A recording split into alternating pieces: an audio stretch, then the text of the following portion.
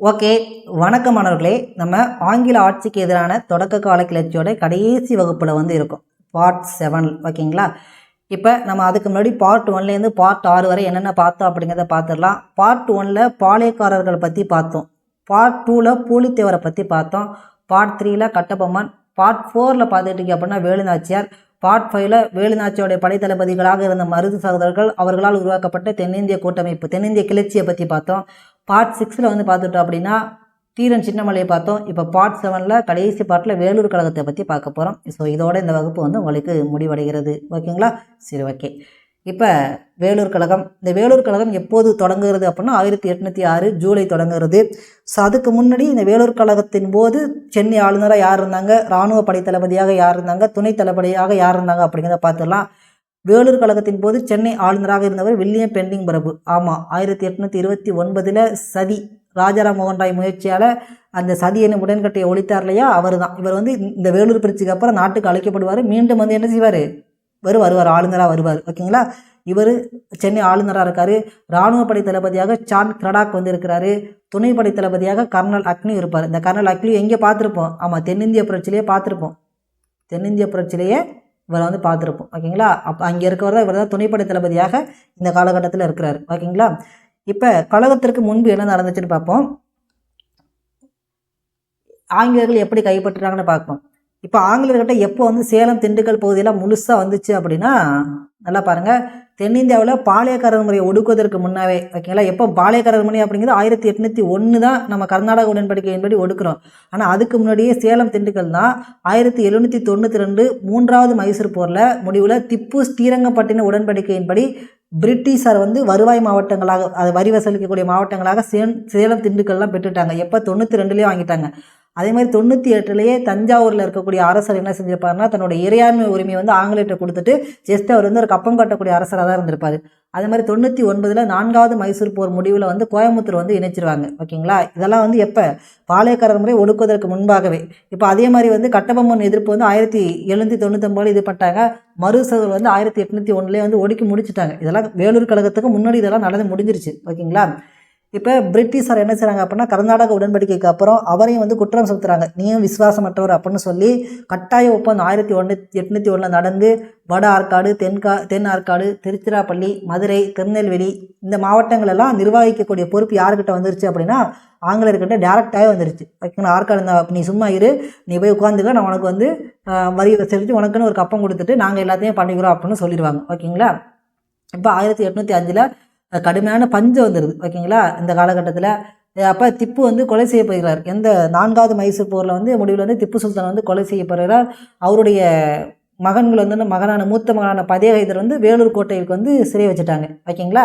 இப்போ வேலூர் கோட்டைக்கு சிறை வச்சாச்சு இல்லையா, அப்போ அவர் விடுதலை செய்கிறதுக்கு திட்டமிடுறாங்க. அதுக்காக என்ன செய்கிறாங்க அப்படின்னா, அந்த கர்நாடகா மைசூர் பகுதிகளை சேர்ந்த ஒரு 3000 பேர் எங்கே வேலூர் பகுதியை சுற்றி, அந்த கோட்டையை சுற்றி என்ன செய்கிறாங்க அப்படின்னா குடியேறாங்க. ஓகேங்களா? 7000 பேர் 3000 பேர் கோட்டையை சுற்றி குடியேறாங்க.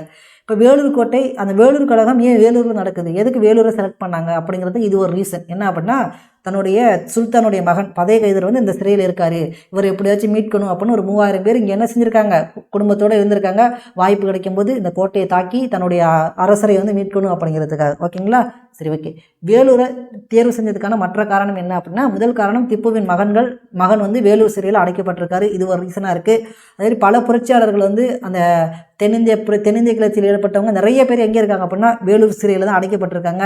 அதேமாதிரி 3000 பேர் வேலூர் கோட்டையை சுற்றி என்ன செஞ்சுருக்காங்க, குடியேறி இருக்காங்க. இதெல்லாம் வேலூர் கோட்டைக்கு முக்கியமான காரணமாக இருக்குது. அது மட்டும் இல்லை, பல தமிழ் படை வீரர்களும் இப்போ கிளர்ச்சி முடிஞ்சிருச்சு இல்லையா, அப்போ நிறைய பாளையக்காரர்களுக்கு கீழே நிறைய பேர் என்ன செஞ்சுருப்பாங்க, படை வீரர்களாக இருந்திருப்பாங்க. இப்போ பாளையக்கார முறையெல்லாம் இல்லை, இப்போ அவங்க குடும்பத்துக்காக உழைக்கணும் இல்லையா, அதனால் இவங்க என்ன செய்கிறாங்க, ஆங்கிலேய படையில் பல தமிழ் படை வீரர்கள் சேர்ந்துருக்காங்க. அவங்களாம் வேலூர் கோட்டையில் பணியாளர்களாக இருக்காங்க. ஸோ இவ்வளவு நடக்குது. இதுக்காக தான் முக்கியமாக வேலூர் கோட்டையை தேர்ந்தெடுக்கிறாங்க. சரி, புரட்சிக்கான உடனடி காரணம் என்ன, ஏன் புரட்சி உடனே ஸ்டார்ட் பண்ணாங்க அப்படின்னா 2 காரணம். அதில் ஃபஸ்ட்டு புதிய இராணுவ சீர்திருத்தம். இந்த இராணுவ சீர்திருத்தம் என்னென்ன சொல்கிறாங்க அப்படின்னா, ஒவ்வொருத்தரும் பார்த்துட்டிங்க அப்படின்னா உங்களோட மத அடையாளங்களை நீக்கணும். இப்போ நிறைய பேர் நெற்றில் திறந்து வச்சுருப்பாங்க, தாடியை பெருசாக வச்சுருப்பாங்க முஸ்லீம்ஸ்லாம். ஸோ இதெல்லாம் நீங்கள் நீக்கணும் அப்படின்னு சொல்கிறாங்க. அப்படி மத அடையாளங்களை நீக்கணும்னு சொன்ன அந்த ஆங்கில கிழக்கிந்திய கம்பெனி, ஆனால் தங்களோட சீருடையில் முன்பக்கத்தில் சிலுவை இருக்குது. அப்போ கிறிஸ்துவ மதத்தை வந்து இது ரெப்ரசென்ட் பண்ணுது. அப்போ நம்மளுடைய மத அடையாளத்தை நீக்க சொல்லிட்டு அவங்களோட மதத்தை வந்து உள்ளே கொண்டு வர பார்க்குறாங்க அப்படிங்கன்னு வருது. அதுமாதிரி மீசை ஒரே மாதிரியாக இருக்க வேண்டும் அப்படின்னு சொல்கிறாங்க. புதிய அக்னி அந்த தலைப்பாகை அந்த தொப்பி வந்து கொண்டு வராங்க. அதில் குஞ்சம் மேலே இருக்கும் இல்லையா, அந்த குஞ்சம் வந்து எதெல்லாம் ஆனதுன்னா மிருகத்தோடால் ஆனது. இதனை அறிமுகம் செய்த வந்து சான் டொடாக், யாருடைய பேர்னா அக்னி பேரில் வந்து அறிமுகம் செஞ்சுருப்பார். இதை வந்து நிறைய பேர் வந்து அணியை வந்து மறுத்திருப்பாங்க. ஓகேங்களா, படை வீரர்கள் டேரக்டாக சொல்கிறாங்க எங்களுக்கு இதுக்கு உடன்பாடு இல்லை அப்படின்னு சொல்கிறாங்க. பட் இதை யார் கண்டுக்கலை?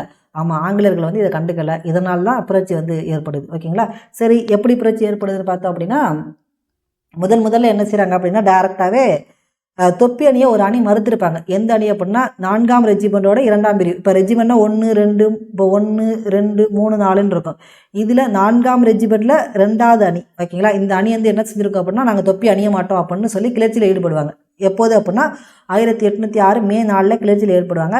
இப்போ இவங்க என்ன செஞ்சுருவாங்க அப்படின்னா, இந்த 4ஆம் பிரிவை எடுத்துட்டு அவங்களுக்கு பதிலாக 23ஆம் படை பிரிவுலேருந்து 2ஆம் பிரிவை இவங்களுக்கு பதிலாக வச்சுருவாங்க. நீ கிளர்ச்சி செஞ்சவங்களை தூக்கு, அதுக்கு பதிலாக இவங்களை கொண்ட போடு, வாலாஜாபாத்லேருந்து வர வச்சு இந்த படைப்பிரிவுக்கு இவங்களை போட்டுருவாங்க. போட்டுட்டு இவங்களை விசாரிப்பாங்க. ஓகேங்களா, விசாரித்ததில் ஒரு 27 வீரர்கள் விசாரணைக்கு உட்படுவாங்க. அதில் 10 பேர் முஸ்லீம், 11 பேர் இந்து. அதில் ஒரு முஸ்லீம் ஒரு இந்துவை செலக்ட் பண்ணுவாங்க. ஆளுக்கு 900 கசேடி வந்து வழங்குவாங்க. ஓகேங்களா, ஒரு முஸ்லீம் ஒரு இந்து, மற்ற எல்லாரும் என்ன செஞ்சிருவாங்க, பணி நீக்கம் வந்து செஞ்சுருவாங்க. ஓகேங்களா, எங்களுக்கு எதிராக கிளர்ச்சியாக செஞ்சுருவீங்க அப்படின்னு சொல்லிட்டு இந்த மாதிரி தண்டனைலாம் கொடுக்குறாங்க. இது அவங்களுக்கு ரொம்ப கோபத்தை ஏற்படுத்துது. என்ன, நம்ம ஒன்று பிடிக்கலன்னு சொல்கிறோம், அதுக்காக நீங்கள் எப்படிலாம் தண்டனை கொடுப்பீங்களா அப்படிங்கிறது அங்கே இருக்கக்கூடிய படை வீரர்களுக்கு இடையில் ஒரு மனஸ்தாபத்தை ஏற்படுத்துது. இதுவும் வந்து கிளர்ச்சிக்கு ஒரு காரணமாக பார்க்கப்படுது. இப்போ 1806 ஜூலை 9 இரவு என்ன நடக்குது அப்படின்னா, எப்போவுமே வந்து அந்த கோட்டைக்கு வந்து ஒரு ஆங்கிலேயர் தான் வந்து படை தளபதி தான் என்ன செஞ்சிருப்பாருன்னா பாதுகாவலாக இருப்பார். அன்றைக்கி வந்து அந்த பொறுப்பு வந்து இந்திய அதிகாரிக்கு தரப்பட்டது. யார்கிட்ட அப்படின்னா ஜமைதார் ஷேக் காசிம், ரொம்ப ரொம்ப முக்கியமானவர். இரவு பாதுகாவல் வந்து அவருக்கு கொடுக்கப்படுது. கொடுத்த உடனே என்ன முடிவு பண்ணிட்டாங்க, நல்ல வாய்ப்பு கிடச்சிச்சு, இன்னைக்கு வச்சு செஞ்சிட வேண்டியதான்னு முடிவு பண்ணுறாங்க. இப்போ ஜமாலுதீன் ஒருத்தர், ஜமாலுதீன் யார் அப்படின்னா இந்த இவர் இருக்கார்ல திப்பு சுல்தான், அவருடைய 12 இளவரசர்களில் இவரும் ஒருத்தர். ஓகேங்களா, ஹைதர் அலியோட தம்பி. ஓகேங்களா, இவர் வெளில இருந்து என்ன சொல்கிறார் அப்படின்னா ஜமைதார் காசிம்கிட்ட, இந்த கோட்டையை வந்து ஒரு 8 நாள் மட்டும் கட்டுப்பாட்டில் வச்சுக்கோங்க, நான் ஒரு 10,000 வீரர்களை திரட்டி கொண்டு வரேன், கோட்டையை வேலூரை சுற்றி ஒரு 10,000 வீரர்கள் ரெடியாக இருக்காங்க, அவங்க வந்து நான் 8 நாளில் ரீச் ஆகிடுவாங்க, நீங்கள் ஒரு 8 நாள் மட்டும் எப்படியாவது கோட்டையை வந்து கட்டுப்பாட்டுக்குள்ளே வச்சுக்கோங்க அப்படின்னு சொல்லுவாங்க. அப்படி சொன்ன உடனே என்ன செய்கிறாங்க, 1806 ஜூலை 10 அதிகாலையிலேயே வந்து புரட்சி வெடிக்குது. எந்த பிரிவுனா 1 மற்றும் 23ஆம் படைப்பிரிவு வந்து புரட்சியில் வந்து ஈடுபடுறாங்க. ஒரே நேரத்தில் தாக்குறாங்க. டக்குன்னு என்ன செய்கிறாங்க, ஆங்கிலேயர்கள் வந்து யோசிக்கவே முடியலை, தாக்குறாங்க.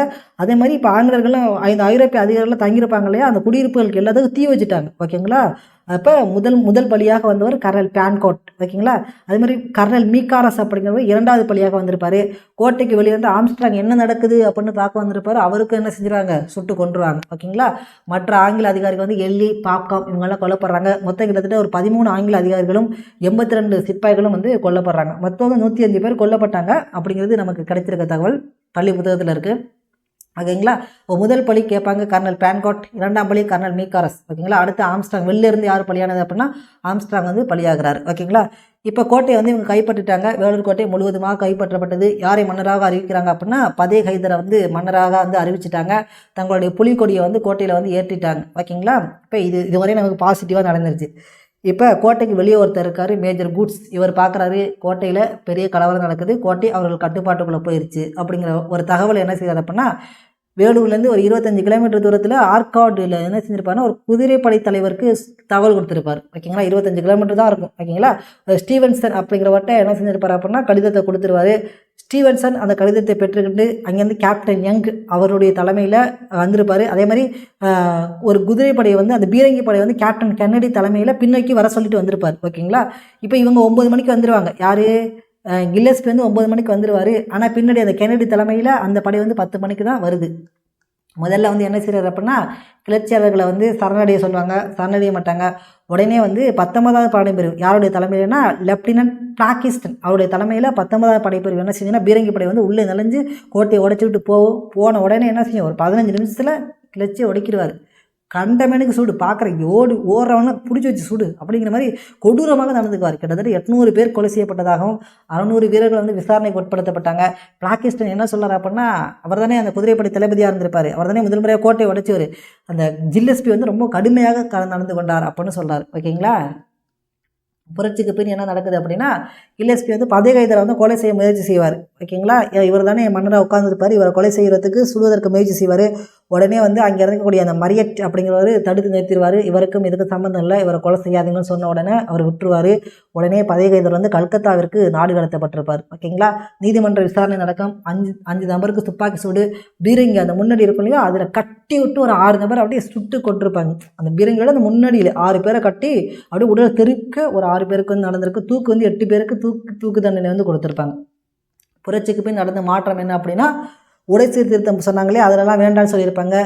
அந்த அக்னி தொப்பி முறை வந்து ரத்து செஞ்சுருப்பாங்க. கோட்டைக்கு வந்து இன்னும் பலத்தை வந்து அதிகப்படுத்தியிருப்பாங்க. வில்லியம் பெண்டிங் ஆளுநராக இருந்த சென்னை மாகாண ஆளுநர், அதே மாதிரி சான் கிரடாக், அது மாதிரி அக்னி, இவங்க 3 பேருமே என்ன செஞ்சுருப்பாங்க அப்படின்னா பணி நீக்கம் செய்யப்பட்டு இங்கிலாந்துக்கு வந்து அழைக்கப்பட்டிருப்பாங்க. கில்லஸ்பி இந்த புரட்சியை ஒடுக்கிய கில்லஸ்பிக்கு இங்கிலாந்து கிழக்கிந்திய கம்பெனி 7000 பக்கோடா வந்து பரிசாக வழங்கியது. ஓகேங்களா. அடுத்து புரட்சியில் இதை பொறுத்தவரையும் ரொம்ப முக்கியமானது, புரட்சியில் சிறப்பாக செயல்பட்ட பிரிவு எதுன்னு பார்த்துட்டிங்க அப்படின்னா 23ஆம் படைப்பிரிவோட 2வது அணி. அதில் 2 சுபேதார், ஷேக் ஆடம், ஷேக் ஹமீது, அதேமாதிரி ஒரு ஜமேதார் ஷேக் குஷே, இவங்க 3 பேர் நல்லா சிறப்பாக செயல்பட்டிருப்பாங்க. அதேமாதிரி 1வது படைப்பிரிவோட 1வது அணியை சேர்ந்த சுபேதார் 2 பேர், ஜமேதார் ஷேக் காஷிம், இவரெல்லாம் ரொம்ப முக்கியமானவர். இவங்களாம் வந்து சிறப்பாக செயல்பட்டாங்க. அடுத்து புரட்சி எதிரொலித்த இடம் பார்த்துட்டிங்க அப்படின்னா இதோட விளைவாக பெல்லாரி, வாலாஜாபாத், ஹைதராபாத், பெங்களூரு, நந்தி துர்க்கம், சங்ககிரி துர்க்கம், இந்த இடத்துல என்ன செய்யுது புரட்சியானது எதிரொலிக்கப்படுகிறது. ஓகேங்களா. புரட்சி பற்றி விமர்சனம் பார்த்துட்டிங்க அப்படின்னா இதை பற்றி என்ன சொல்கிறாங்க, 1857 பெருங்கிளர்ச்சியின் முன்னோடி தான் இந்த வேலூர் கழகம் அப்படின்னு வி.டி. சவார்கர் சொல்கிறாரு. இதை கே.கே. பிள்ளை அப்படிங்கிறவர் மறுக்கிறாரு. ஓகேங்களா. இந்திய விடுதலை போருக்கு தமிழர்களே முன்னோடி அப்படின்னு சொன்னவர் யார் அப்படின்னா சஞ்சீவி சொல்கிறாரு. அடுத்து மருது சகோதரர்கள் போராட்டத்தின் தொடர்ச்சி தான் இந்த வேலூர் கழகம் அப்படின்னு சொன்னது வந்து யார் அப்படின்னா ராசையா வந்து சொல்லியிருப்பார். ஓகேங்களா. இதெல்லாம் வந்து நமக்கு வந்து தகவல் செய்வல தான். இப்போ வேலூர் கழகத்தை பொறுத்தவரை நமக்கு வந்து என்ன தெரிஞ்சுக்கணும் அப்படின்னா, எப்போது அந்த கழகம் வந்து தொடங்குது. ஓகேங்களா. ஃபஸ்ட்டு கழகத்துக்கு காரணம் என்ன, உடனடி காரணம் என்ன, படை வீரர்கள் யார் முதல்ல வந்து எதிர்ப்பு தெரிவிக்கிறது, ஃபஸ்ட்டு 4ஆம் ரெஜிமெண்டோட 2ஆம் அணி தான் எதிர்ப்பு தெரிவிக்குது. அவர்களுக்கு பதிலாக கொண்டு வரப்பட்டது 23ஆம் ரெஜிமெண்டோட 2ஆம் பிரிவு வந்து கொண்டு வரப்பட்டுச்சு. ஓகேங்களா. எப்படி வந்து 1806 ஜூலை 9 என்ன நடந்துச்சு, எப்படி புரட்சி வந்து வெடிக்குது, யார் முதல் பலியானது, யார் வந்து புரட்சியை ஒடுக்குனது, கடைசியில் கில்லஸ்பிக்கு என்ன அமௌண்ட் பரிசாக கொடுத்தாங்க, இதெல்லாம் நம்ம வந்து பார்க்க வேண்டியது இருக்குது. ஓகேங்களா. ஓகே. இதுக்கப்புறம் இதை பற்றின முந்தைய ஆண்டு வினாக்கள் பார்த்தோம் அப்படின்னா இந்த பகுதி வந்து நமக்கு முடிஞ்சிடும். பாருங்கள் கொஸ்டின்ஸ் கேட்டிருக்காங்க எப்படின்னு. பின்வருவற்றுள் எவை 1806ஆம் ஆண்டு நடைபெற்ற வேலூர் சிப்பாய் கழகத்திற்கான காரணங்கள் ஆகும். மிருகங்களின் கொழுப்பு பூசப்பட்ட தோட்டாக்கள், குறைவான சம்பளம், புதிய வகை தலைப்பாகை, சாதி குறியீடுகள் மற்றும் காதணிகள் சுத்தமாக தாடிய வலித்தல். இதில் வந்து இது வந்து பார்த்துட்டிங்க அப்படின்னா 1857 பெருங்கிளர்ச்சியோட காரணம். ஓகேங்களா. பதவி உயரின்மை, கடினமான தண்டனை, குறைவான சம்பளம், புதிய வகை தலைப்பாகை, சுத்தமாக தாடியை வலித்தல். ஓகேங்களா. இது வந்து எக்ஸாக்டாக சொல்ல முடியாது. மிருகங்களின் கொழுப்பு தடவப்பட்ட தோட்டாக்கள் இது வந்து காரணமாகவே இதுக்கு வராது. அப்போ பதவி உயரின்மை, குறைவான சம்பளம், புதிய வகை தலைப்பாகை, சாதி குறியீடுகள், காதணிகள், சுத்தமான தாடியை ஒழித்தல் அப்படிங்கிறதா எக்ஸாக்ட் ரீசனாக இருக்குது. இது ரெண்டுமே ஒரே மாதிரி இருக்கும், பட் இதுதான் வந்து கரெக்டானது. ஓகேங்களா. 2 வேலூர் கழகத்தின் போது இந்திய ராணுவ வீரர்கள் யாருடைய கொடியை ஏற்றினார்கள் அப்படின்னா திப்பு சுல்தான கொடியை வந்து ஏற்றிருப்பாங்க. 1857ஆம் ஆண்டு கிளர்ச்சிக்கு முந்தைய மற்றும் மிகவும் பிரபலமான கழகங்களில் ஒன்று வேலூர் இந்திய சிப்பாய் கழகம் 1806. சரியானவற்றை தேர்ந்தெடுக்கன்னு கொடுத்துருக்காங்க. கர்னல் மேக்ஸ்வெல், மருது சகோதரர்கள், ஆட்சியர் WC ஜாக்சன், கட்டபொம்மன், இது ரெண்டுமே ரைட்டு தான். கர்னல் அக்னியூ, கோபல் நாயக் அப்படிங்கிறது தப்பு. கர்னல் இன்னிஸ் வேலுநாச்சியர் அப்படிங்கிறது தப்பு. ஓகேங்களா. நெக்ஸ்ட் பார்த்தீங்கன்னா கீழ்கண்டவற்றை காலவரிசைப்படுத்துக. வேலூர் கழகம் 1806 நடக்குது. கட்டபொம்மன் தூக்கிலிடப்படுவது எப்போ, 1799. ஸோ அப்போ இது ரெண்டு தான் நமக்கு தெரியும். ஸோ இது ரெண்டையும் வச்சு பார்க்கும்போது மற்றது பழனி சதித்திட்டம், பாண்டிச்சேரி உடன்படிக்கை அப்படிங்கிறது பின்னாடி பார்க்கலாம். 1841ஆம் ஆண்டு தென் ஆற்காடு பகுதியில் ஏற்பட்ட புரட்சிக்கான காரணம் வந்து வரி விதித்ததற்காக. ஓகேங்களா. பட்டியல் 1, 2 வந்து பொருத்தணும். பூலித்தேவர் பார்த்துட்டிங்க அப்படின்னா நெற்கட்டும் செவல், மருது சகோதரர்கள் பார்த்துட்டிங்க அப்படின்னா சிறுவயல், கோபால் நாயக்கர் திண்டுக்கல், யாதவ் நாயக்கர் வந்து ஆனைமலை. பாளையக்காரர்கள் அவர்களின் ஆட்சி பகுதியோடு சரியாக பொறுத்துக. கட்டபொம்மன் வந்து பாஞ்சாலங்குறிச்சி, கோபால் நாயக் வந்து திண்டுக்கல், மருதுபாண்டியன் வந்து சிவகங்கை, கேரளவர்மன் வந்து கோயம்புத்தூர். நபர்களை இடங்களுடன் பொறுத்துக. ஊமைத்துறை வந்து பார்த்துக்கிட்டிங்க அப்படின்னா திருமயம். மருது சகோதரர்கள் பார்த்துக்கிட்டிங்க அப்படின்னா ஆமாம் காளையார் கோயில். அழகு முத்துக்கோன் பார்த்துக்கிட்டிங்க அப்படின்னா கட்டாலாங்குளம். இது வந்து நமக்கு இருக்கும். இது வந்து கட்டாலாங்குளத்தில் வரக்கூடியது. தீரன் சின்னமலை பார்த்துட்டிங்க அப்படின்னா ஓலாங்கலி. கீழ்கண்டவற்றில் பழனி சதி ஆலோசனையோடு தொடர்பில்லாத நிகழ்வு வந்து பழனி சதி ஆலோசனையில் ராணி லட்சுமிபாயின் குதிரைப்படை பங்கு பெற்றது அப்படின்னு சொல்லியிருப்பாங்க. இது வந்து தவறு. கீழே கொடுக்கப்பட்டுள்ள நிகழ்வுகளை காலவரிசைப்படுத்துக. பூலித்தேவர் இறப்பு எப்படின்னு பார்த்துட்டிங்கன்னா 1767 ஓகேங்களா. குயிலியின் இறப்பு, கட்டபொம்மன் இறப்பு வந்து 1799, இவங்க 1801. அப்போ இதை வச்சு நம்ம வந்து ஆன்சர் வந்து கண்டுபிடிச்சிடலாம் ஓகேங்களா.